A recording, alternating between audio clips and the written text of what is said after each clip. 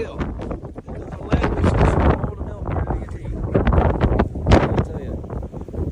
It's a stormy day. Bonavista Lighthouse here.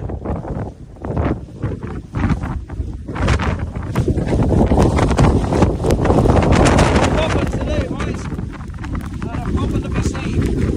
03 of December. The storm has significantly increased, almost blizzard conditions. Hear the roar.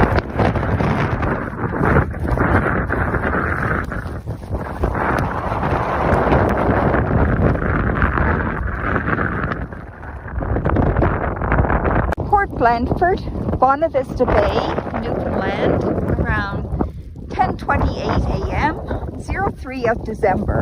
About 3 centimeters of damp, wet snow has fallen so far, with a slight northeast wind. Traffic, very good, only one car observed so far.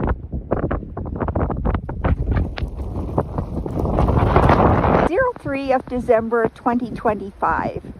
Road conditions at the intersection of Main Street and Blackmore's Road. In some areas, 7 centimeters of snow have fallen. In other areas, 10 centimeters.